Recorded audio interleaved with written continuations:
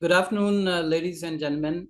I welcome you all in this webinar on buzzing towards biodiversity, elevating the importance of bees in global biodiversity and ecosystem conservation agenda.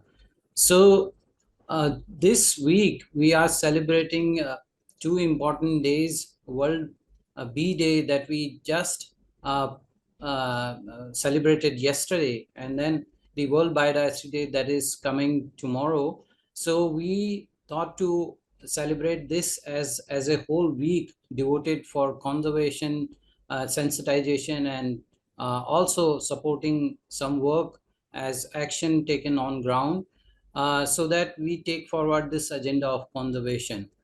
Um, it is it is worthwhile to also mention that these small species, bees, are playing very vital role in our world.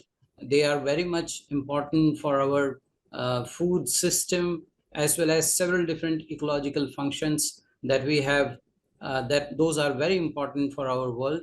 And so as to discuss what are the various challenges these species and the larger ecosystem is facing, we have got some experts in coming from the biodiversity conservation field, as well as the somebody who has been uh, actually conserving the bees on ground, Mr. Godse, and then of course Karen D'Souza, the director of the Shillim Institute, promoting several different conservation programs in Shillim and in Western Ghats. So I welcome all of you. Briefly, I'll introduce you all, and then we can start this discussion. So we have today with us Dr. Mandar. Dr. Mandar Datar has been working in the field of plant taxonomy for last 20 years. He is working as a scientist in the biodiversity and paleobiology group of Agarkar Research Institute ever since 2010. He is a nominated member of the International Union of Conservation of Nature, um, in their Western Ghats Plant Specialist Group. He also works as a member of the Grassland and Forest Study Group constituted by the government of Maharashtra. Welcome, Dr. Mandar. We also have with us Amit Godse. Amit Godse is the founder of Bee Basket Enterprises Private Limited, and this organization provides precision pollination services to seed companies, progressive farmers, and FPOs through honeybees under the Paragan platform. We'll get to know about all this when we discuss when we take the larger discussion with Mr. Godse. But a little bit about his organization. Bee Basket is also providing livelihood to beekeepers and tribal communities, especially women.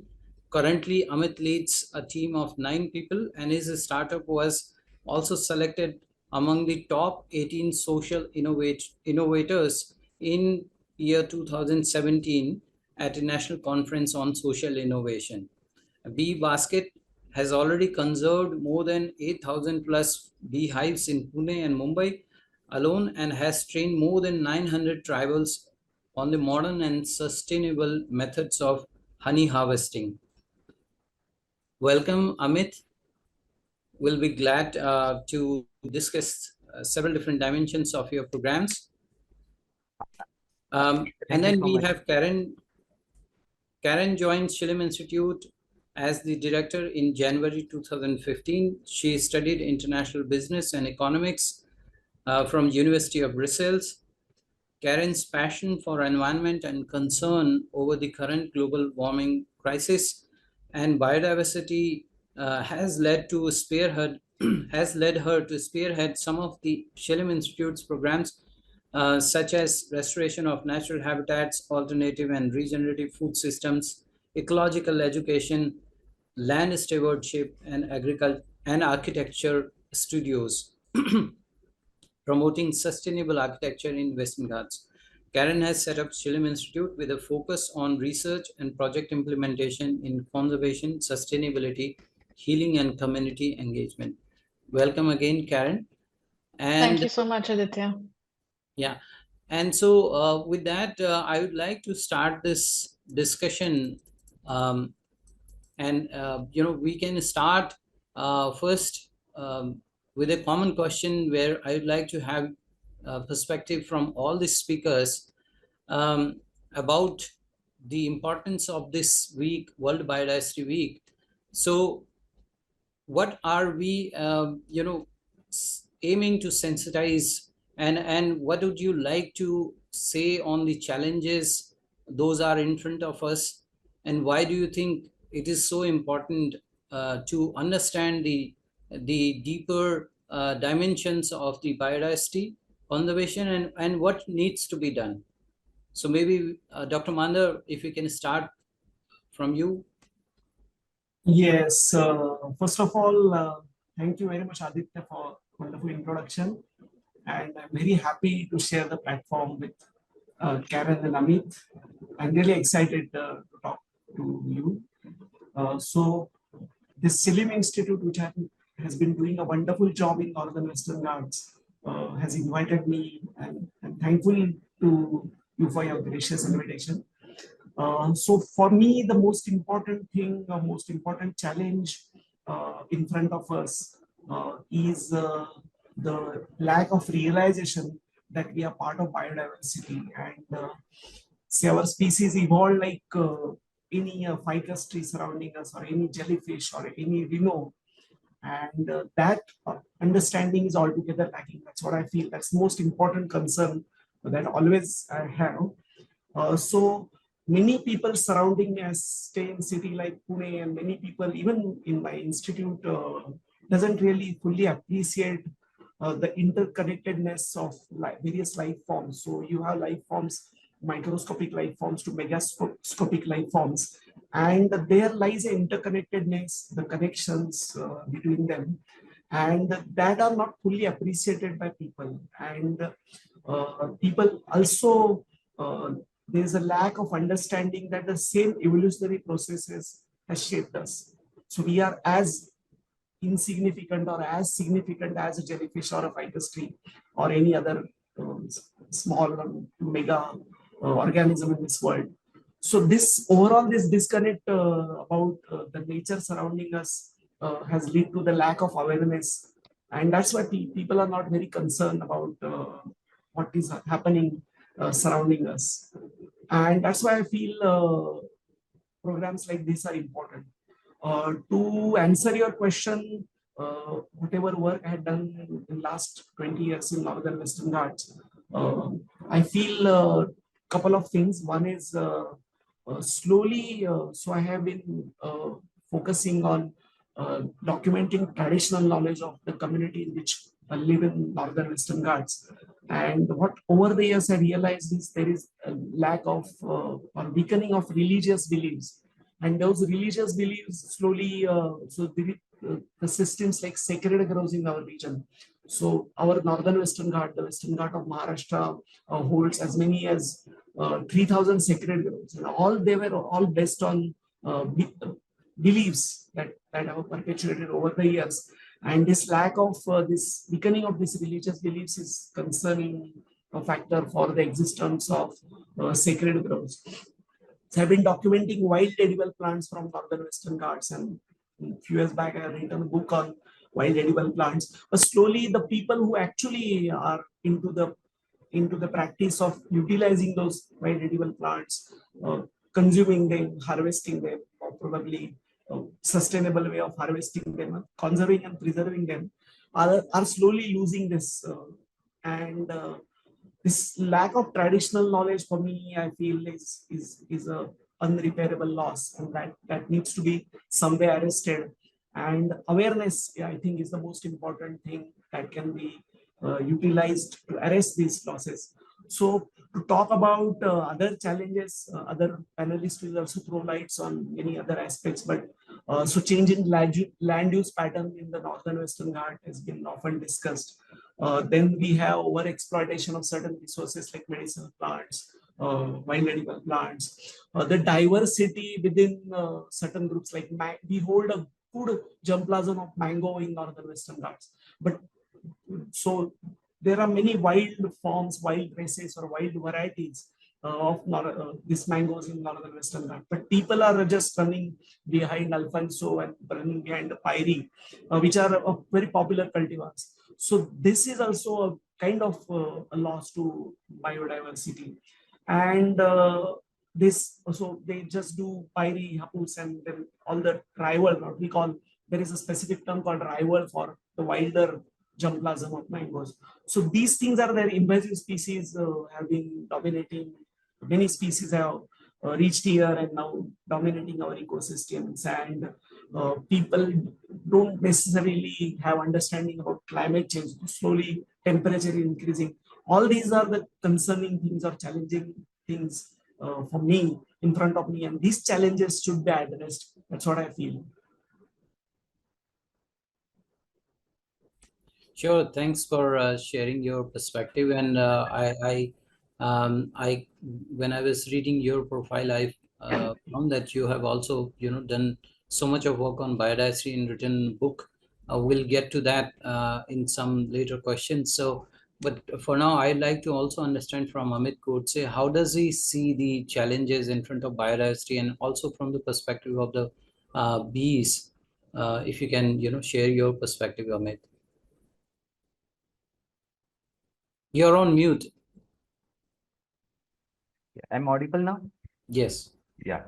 First of all, thank you so much, Aditya, for inviting and for your lovely introduction. And thank you so much for Karan for inviting from Shillim Institute. And thing is that people know only two things about honeybees. One is their sting in general. And second thing is that people get honey from them. People want honey in their life, but not bees because they sting. These are the two factors driving the honeybees out. Bees are not safe anywhere, whether you go to farmland, forest, or in cities. Bees are not safe anywhere. In cities, we kill them by pest control in many places because people are scared of bee sting. In the farmland, farmers are putting lots of pesticide and insecticide. These factors are killing bees apart from climate change. And in the forest, now the long trees around 100 feet, 150 trees are not there. So indigenous bees like Apis dorsata and Apis florea, they don't get habitat over there. And due to monoculture, even in the forest, bees are not staying in the forest these days. You will be surprised to know you will find more bees in cities as compared to forest. When I started working on bees, I felt like although I'm saving bees in Pune, we are rescuing bees in Pune, but I felt like you will find more bees in the forest and farmland. But the situation is quite contrast.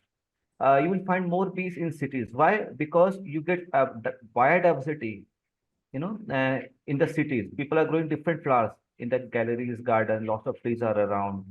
Second factor is that they get tall rising building, the height to make the height. I'm talking about Apis dorsata or rock bees. Then you get water throughout the year in cities, right? So bees are migrating in great number in cities and they get killed over here. And bees are migrating very in nature. Sometimes they're in forest, sometimes in farmland, sometimes in cities. So if we kill bees like these in cities due to lack of awareness or due to scare of bee stings, these bees won't get migrated to forest and farmland in the respective time. So it would be a havoc for the pollination part.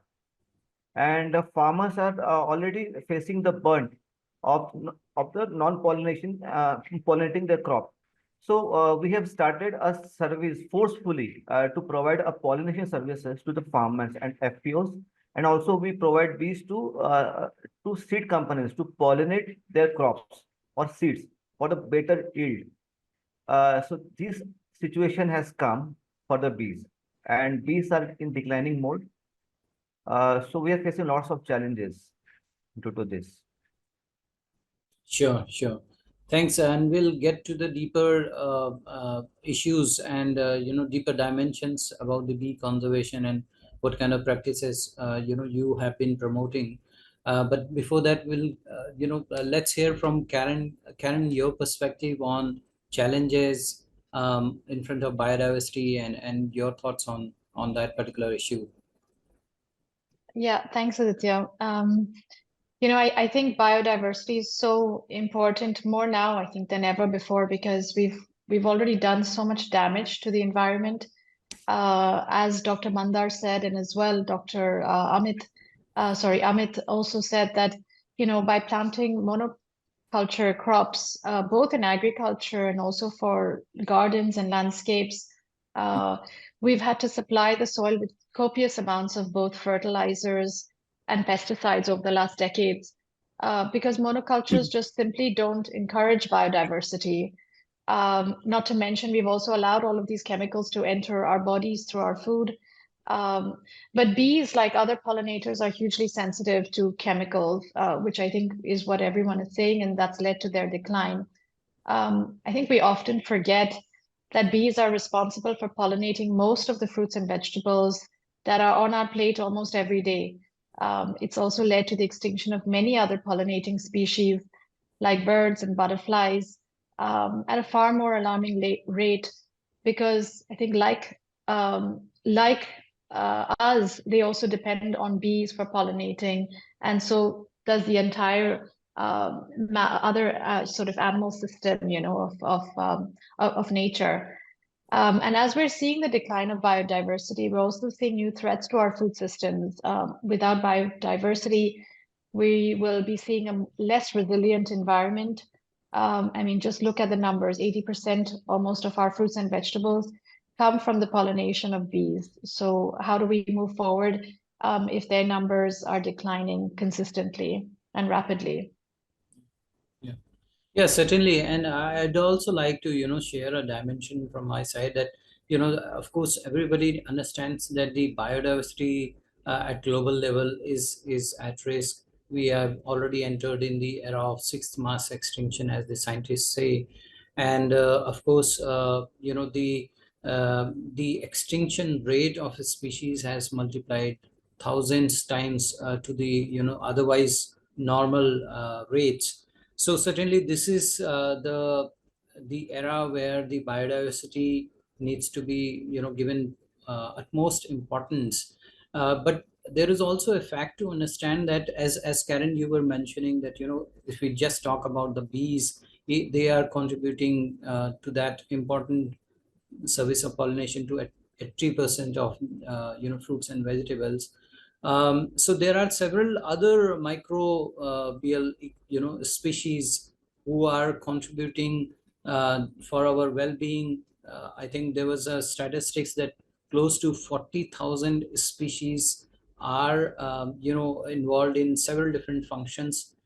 Those ensure the food supply chain, or a healthy food supply chain, or several different other supply chains related to the clothing and several different things that humans use. So when we talk about biodiversity, it is not just the large mammals who are living in the forest. And it's a new information for me, Mr. Godse, when you say that the as is the the otherwise a belief that so many bees are also supported by the forest ecosystems, and there must be a huge population of bees in forest.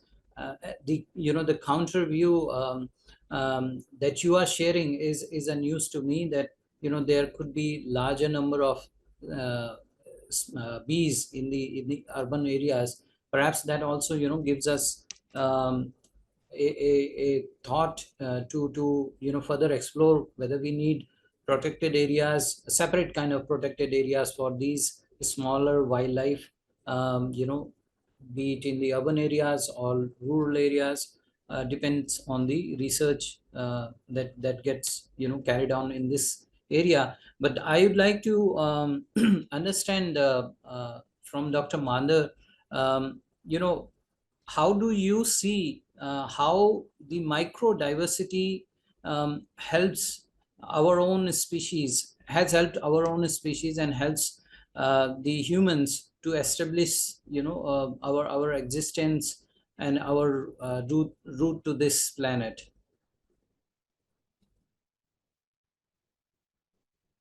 So, yeah, very important question. So we often talk in terms of mega diversity and often this micro diversity or again small diversity is often neglected.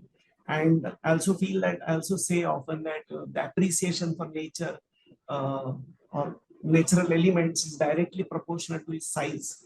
So often microorganisms, microscopic things, insects, small mammals, small flowering plants are neglected. So biodiversity has overall helped us to survive as a species. So we can say that Harari classifies three phases of Homo sapiens, three revolutions in Homo sapiens. So our species evolved 2 lakhs years ago and 70,000 years ago. We had a very interesting revolution known as cognitive revolution. So that cognitive revolution caused by a mutation. Mutation is a random change in DNA, and that is often reflected in the behavior or in the external appearances. So this mutation, scientists have termed this mutation as a tree of knowledge mutation. Very interesting name they have suggested. So this tree of knowledge mutation actually created this cognitive revolution, and due to cognitive revolution, we started exchanging ideas. So before even cognitive revolution, wherever human settlements were there, we all evolved in Great Rift Valley in Africa. So wherever human settlements were, they were understanding about the local nature, local ecosystems, local niches, local species, which can be utilized for various ways. But then due to cognitive revolution, we have cultural aspect entering into human society. So exchange of ideas, exchange of information that led to spread of knowledge between various bands of humans.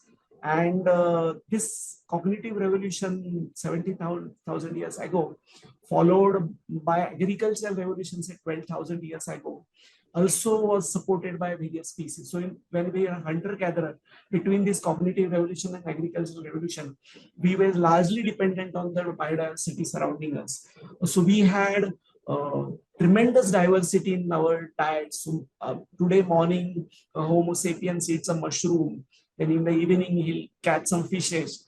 Then tomorrow they will go for a hunt and they will the kill what they will have a large mammal, but that will supply food to them, proteins, carbohydrate, whatever. Then we were relying on fresh fruits, nuts, which can be stored, crabs, ferns, so insects with huge diversity was there. And this hunting was like restricted to larger mammal was just a part of our diet. So rest other was coming from a very kind of small organisms. So diverse diet reduce the risks of various deficiencies that even today we face many deficiencies because our diet, some people diet is not diverse, and that supported the overall health and survival of our species. For shelter, for medicinal plant species, for making tools, there were bones. For hides, we utilize plants. For furs, so many things were depending on uh, biodiversity which are surrounding to us. And compared to today's generation or today's time, we had the sense of belonging to that particular environment. And that had some kind of spiritual connection with the surrounding. And that actually spiritual connection and that sense of belonging influenced the cultural beliefs and practices within human society. Post-agricultural revolution, we started relying on a very limited number of species. And after industrial revolution also, we have that disconnect with the nature. So slowly during hunter-gatherer phase, we had entirely connected or entirely intermingled within biodiversity. Agricultural revolution brought us slightly away from those interconnectedness, and industrial revolution has now taken a stage where a common man living in city like me hardly knows like from where my stuff comes. So this is how I think the process biodiversity, understanding biodiversity has over the years changed for us. Sure. I mean, it was very interesting to understand the, how historically we have had our interaction with the species and the overall biodiversity. And Karen, I would also like to understand from you, how similarly, perhaps you must have observed the changes in the landscape around the Shillim, the from the perspective of the practices of the villagers and otherwise, how the nature in itself was also taking shape in cognizance or in consonance to the actions being taken by Shillim Institute. So how would you like to share your perspective on the challenges those have been observed in this landscape, and how the things have moved forward in the process of developing different programs? Sure. Um, I think the greater Shillim area, as we've been seeing over the last 30 years that the Shillim Institute has been around for, the northern Western Ghats is under a huge threat because of its proximity, of course, to Pune and Mumbai. In some ways, it's isolated, but at the same time, with the proximity, it allows for more migration. Of course, drought in some of these areas in, post the monsoon and in closer to the summer months, along with poor water management, amongst other resources like, access to quality education or healthcare, has led to a big part of these farming communities or local communities who live there migrating into the cities. And I think one of the consequences of that has been that a lot of land, similar, I think we're all in some ways saying similar things. Dr. Mandar was saying that, there's this loss, this between, in the past there were sacred groves that had deities, and there was a religious and very close cultural sort of connection to these areas. But I think because of the threat on resources as well, and people leaving for better opportunity, for better lifestyles, perhaps as well. A lot of this land is being sold to people from all over. A lot of these people, these private owners, unfortunately, don't have necessarily the adequate tools to develop properties in alignment with and in more sustainable practices. So some of the things that we are seeing happening more frequently is that people are planting foreign or exotic plant species in their gardens that are taking over some of these local bee populations that are hugely sensitive to the loss of these habitats. And again, it comes back to the use of pesticides and chemical fertilizers. At the Shillim Institute, we've been promoting native plants and trees for various purposes, for shade, for flowers, for fragrance, that really promote the local biodiversity, including birds and bees, butterflies, and more. We're now making those saplings available to the local community at our nursery on site. But of course, logging and unsustainably harvesting medicinal plants, fires, forest fires, and just damage to forested areas for more economic value is also a large threat in this entire region. And we're trying to build awareness amongst these communities, amongst the private landowners as well, through our Green Squad program and some of the other programs, as well as webinars that we're starting to conduct like this, is really about bringing this awareness to everyone, and to help us become part of the action on ground, teaching children and in turn their parents just the importance of practices that hopefully will be less harmful to already what is a very fragile ecosystem. Sure, sure. Thank you for your perspective and also sharing about the programs. We'll get to the deeper levels of the programs being promoted by Shillim Institute. But before that, let's take a deeper dive towards the challenges being faced by the bees that Amit highlighted previously.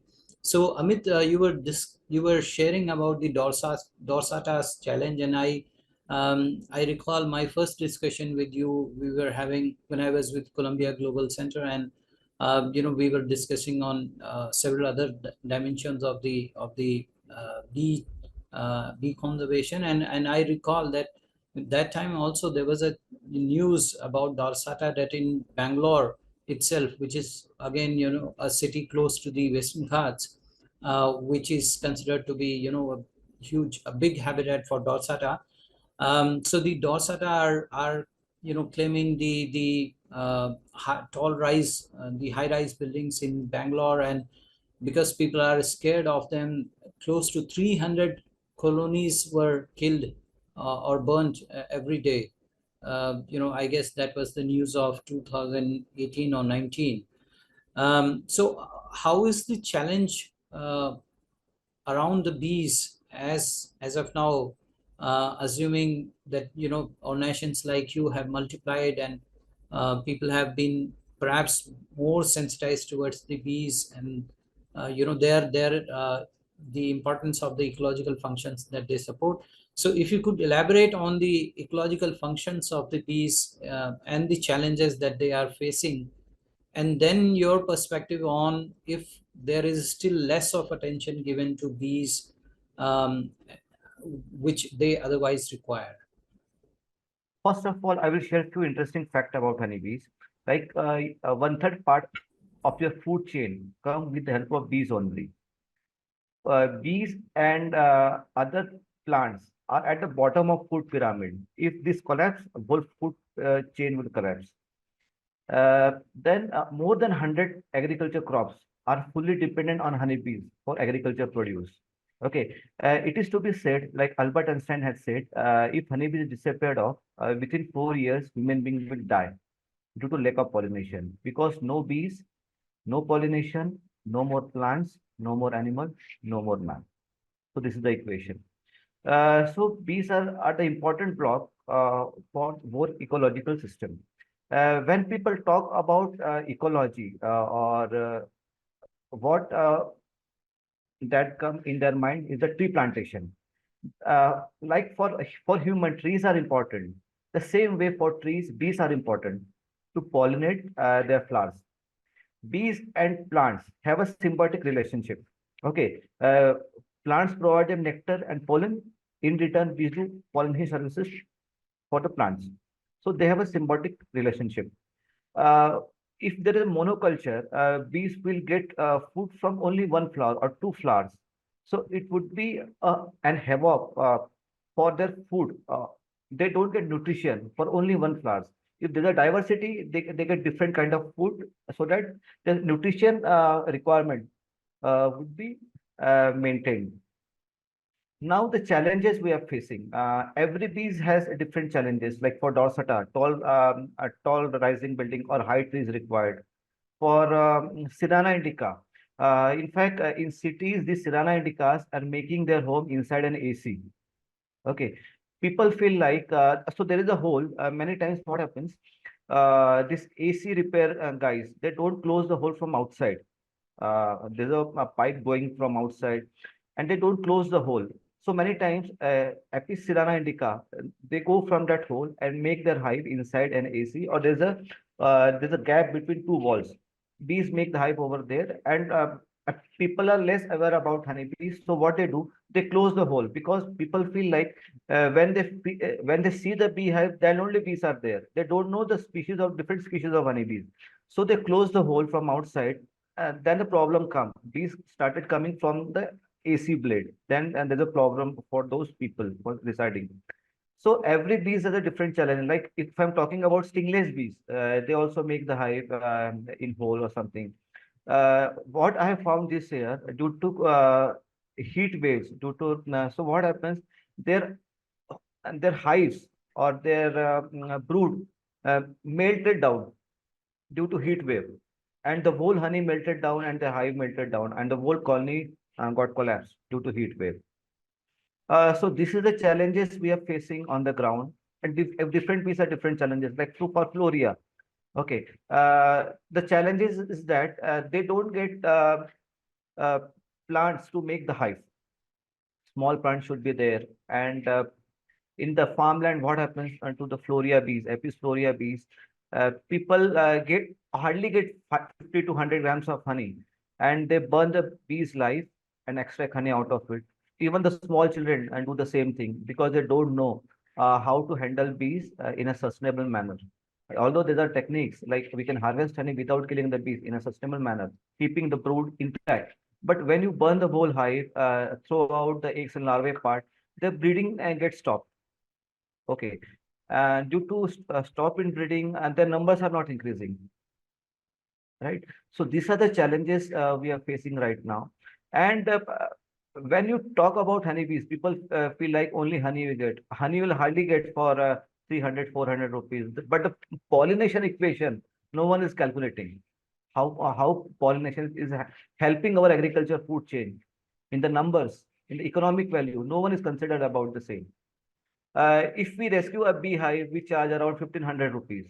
But when we save those bees, no one is calculating if we save the beehive, how much economical value we are saving for the nation by saving the bees in terms of food chain, in terms of increase in food production. Like if you keep the bees, the production increase by around 30 to 35% in an average, along with quality seeds, because seed are very much, if you want to bring diversity in seeds, you require bees like creatures, like Karen told, like 80% of pollination is done by honeybees only. And why honeybees are important? Because honeybees are stick to their flower during that particular timing. Like if they go to jamun flower in the particular timing, they will visit only jamun flower. So they have an affinity to the flower during that time, right? Otherwise, what happens? Butterflies go to different flowers. The pollination won't happen that properly. If they visit one flower, they will again visit to different flower. But what bees do, they visit same flower during that particular timing, when the nectar secretion is there. So they are the best pollinator due to that, along with their hairy body, right? So this is why bees are very much important, and the economic value need to be calculated nationwide.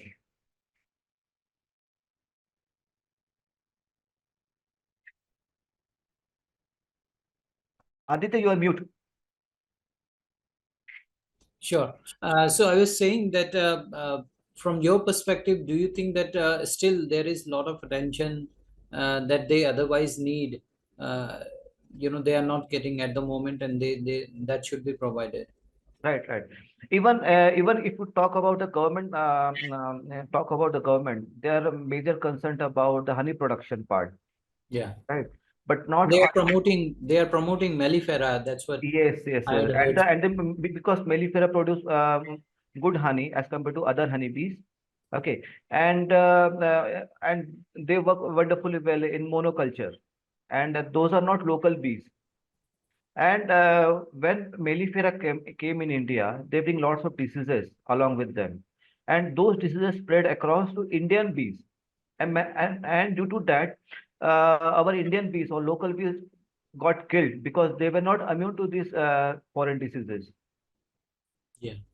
right? Like thigh sac brood, right? Mm. Such kind of diseases came in Indian bees as well. And we lost so many Apis dorsata colonies, Apis cerana indica colonies due Yeah. to that. Mm. And still, we can see the result out of it. Mm. Our bees are still not that immune to these diseases Sure. because uh, in one flower, even the mellifera visit, Apis cerana indica visits. So the flower becomes the spreading point. Sure. Sure.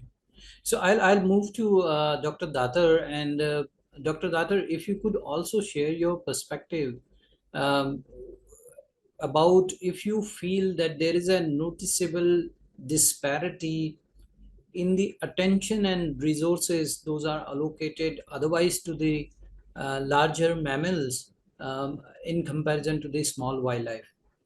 Do you think that the small wildlife need to be, highlighted, and efforts need to go, in that direction so as to also uh, conserve them especially?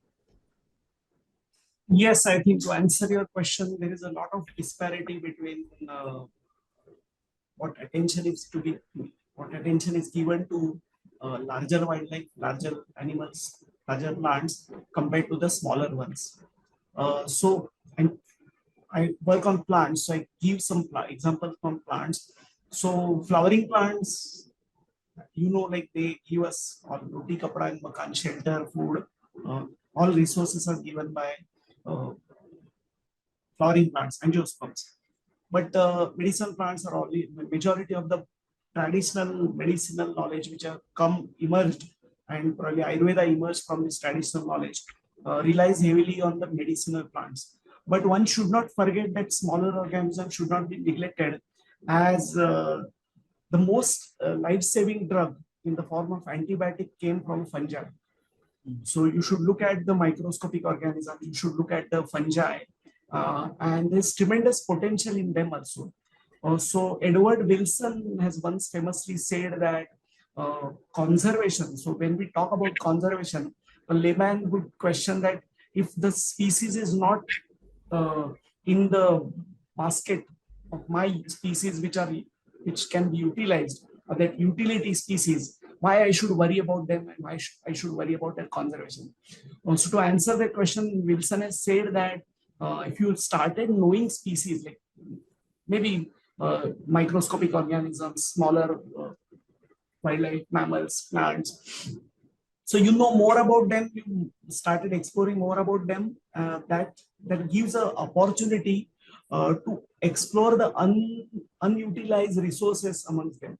So once you know about like what is to be explored in them, you may find some new clues, new ideas, or new molecules. To be very specific, new molecules can be found in those organisms which are hitherto. Before that, there's no understanding like how the species can be utilized. Since we are discussing about bees and these things, I would like to give an example of a species called Vespa mandarina from Japan. And this Vespa mandarina were never in our utility basket. It was never used before. But then scientists like Takaki Abe started studying this Vespa mandarina solely for the research purpose. So he studied this Vespa mandarina in Japan. The variety is Vespa mandarina japonica. It's a very unique species, and it grows nearly 2 inches. So it's like size is 2 inches, and it can fly as much as 100 kilometers a day. So that much speed, that much distance the wasp can cover. This Vespa can cover, and the speed of 25 miles per hour. So this species now, Takake Abe, in addition to exploring the taxonomy and the ecology of this species, started questioning like what makes this particular wasp fly such a longer distance. And then he realizes that this particular wasp has certain kind of mixture of amino acids. So normally if I make a run, what happens is glycogen is utilized first, and once the store of glycogen is finished, then only fats are consumed. So fat burning is a very slow process. Glucose can be easily consumed. So in this Vespa mandarina, there was a mixture of amino acids. So by keeping some sort of or some amount of glycogen still unutilized, it was started working on fats, burning the fats. So that for the last like how we say this long over, you need some energy. So some glycogen store was always there with that wasp, and then that helped that wasp fly for a larger distance, and then it has to feed on honeybees and other insects. So for the last battle, it needs energy. So that glycogen, the remaining glycogen, can be consumed by that wasp. Now Takaki Abe, what he thought, that this amino acid is very unique, so it doesn't wait till the glycogen store is completely consumed and then the fat burning initiates. It keeps some glycogen store for the last slog over batting. So he prepared a drink from those amino acids, mixture of those drinks, and that drink is called as VAM.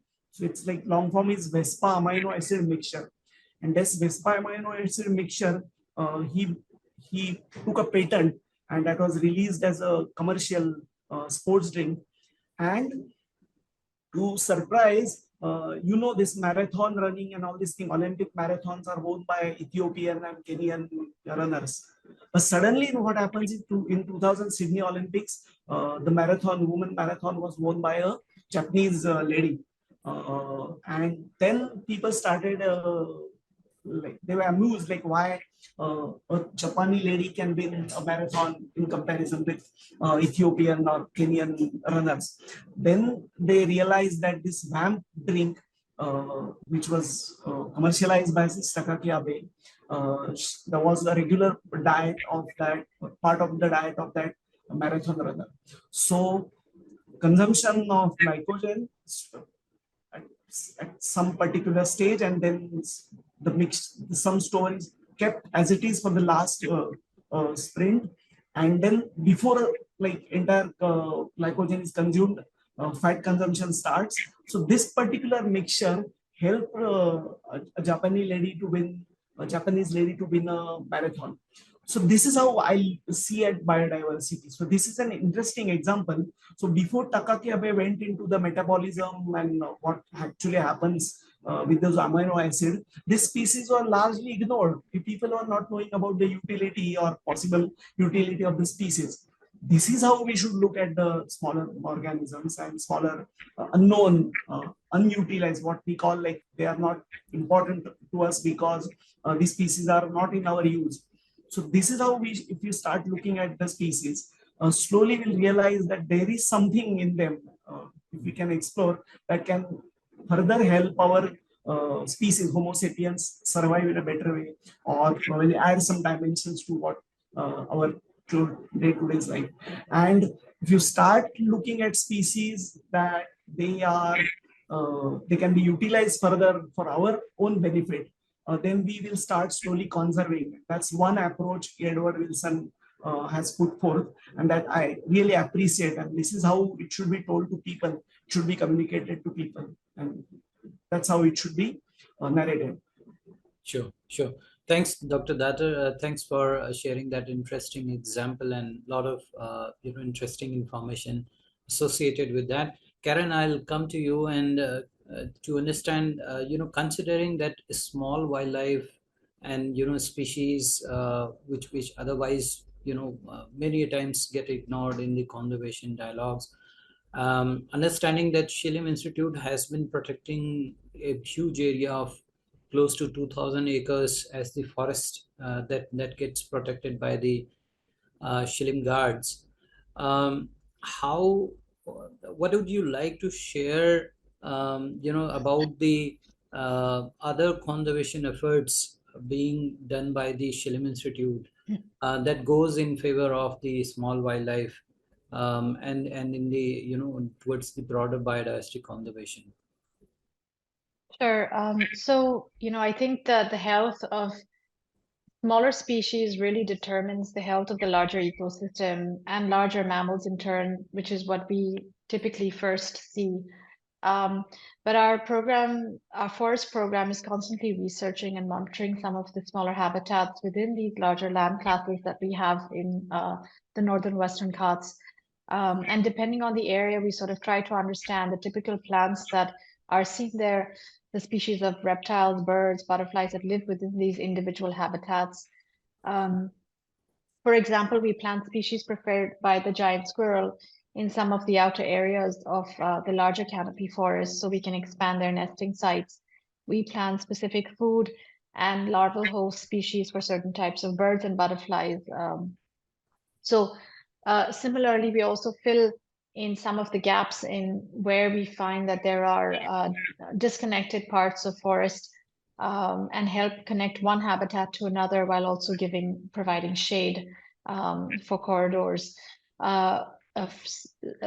Similarly, we plant fragrance species and specialist species from the Sayadris to encourage endemic pollinators, which is a very important component of our forest program. Lastly, there's also we also run a program on snake bite training and how to handle snakes. It's similar to, I think, similar to what Amit was saying about bees. And this is not on the subject of bees, but snakes and bees and all sorts of insects have, some of them have, um, they've been demonized in some ways by whether it's communication, whether it's media. But we also run a program on how to handle snakes and release them back into the wild. So that's another one of our programs that we do. Sure. And I guess there was also an interest towards, taking up another program on bee conservation and linked it to the Kachkari community. Do you want to talk about that? Yes, yes. So the Shillim Institute is researching and focusing more on the Apis cerana, which is the Asian honeybee, rather than the European honeybee. And we also do have some colonies of Dorsetta as well in because of our, because of the typical topography of this region where you have these rock sort of cliffs and drops. And as we're exploring, we're also engaging with the local Katkari community, as you rightly said, who are the traditional food and hunter and gatherers of honey as well in this region. For them, it's a source of income. However, too much harvesting is also damaging to bee populations. And like Amit was saying, sometimes beehives are burned, and this again in turn sort of leads to the decline in these bee populations. So helping them receive the right guidance is important for us to allow for income generation, but at the same time protecting species and biodiversity. But I'm also very, after this webinar and speaking with Amit and Dr. Mandar, I'm very excited to work with them at Shillim and continue sort of these sort of conversations, because I think it's so important for us internally, but also externally, for people to kind of become part of these programs that we're doing. Sure. Thanks, Karen. I think we are close to end this webinar. But before we end this program, I would like to also have another perspective from you all. What should be what should the key action that you believe are necessary to ensure sustainability of the biodiversity conservation efforts, be they are being negotiated at the global level or at national level, or things those need to be taken up as immediate action at the local level. Dr. Mandar, and I'll request you all to be brief so that we could end this program in time. So in just two words, one is research. So research will ultimately build evidence for conservation. And second thing, whatever research we have done for conservation, awareness should be the second part of it. Sure. Thank you. Yeah, Amit, you're on mute, Amit. So I would suggest we can have a data-driven conservation. Like how many bees we are rescuing. We need to create lots of bee rescuers in different cities. In every city, even if we have 3 to 4 rescuers, in Mumbai 3 to 4 rescuers, Nagpur 3 to 4 rescuers. Okay, so we can save largely bees which are very neglected, just like Apis dorsata, Apis florea, Apis cerana indica, and stingray bees as well. Local bees we can save, as well as we can harvest honey out of it. Otherwise, it will go waste due to pest control. And we should also get data so that we can get to know from where bees are migrating from one place to another with this conservation program. Sure. Karen, any thoughts from your side? Yeah, I think, I mean, it definitely helps to sensitize the public and make them aware of how big a problem this really is. But policymakers need to accept the immediate need to move to cleaner and more sustainable agricultural practices. increasing biodiverse forest areas across countries wherever possible, and also encouraging private landowners to plant more varieties of local species, even in their backyards, will make a huge difference if more and more people follow the same course. But like Amit said, having this sort of awareness on really rescuing bees in cities because of this migration, I think that's something that the younger generation could really help with. And of course, scientists need to help to the agricultural system to help to make a transition to more biodiversity and resilient crops. Incentivizing biodiversity conservation, whether at the corporate or private level, will also help shift the action on ground. Sure. Karen, Dr. Mandar, Amit, I am so much thankful to all of you for participating in this webinar and for sharing your very valuable perspective that I believe will be very much useful for all the audience of Shillim Institute and in the wider circle as well, to be more aware of these issues and to feel more inspired to take action on ground. And I would really like to thank you and would like to touch base with you, Dr. Mandar and Amit, separately. So I think with this, we would like to close this webinar. Thank you, all of you, for joining us today. And we hope to remain connected with you like this also in future. Thank you so much. Thanks a lot. Thank you. Thanks, Thank you Dr. all. Mandar, and thank you, Amit. And like I said, I'm looking forward to seeing you in a few weeks and really having more of these discussions and seeing what we can do together. So I'm very Definitely. excited about that. Definitely. Thank you so much. Yes. Looking forward.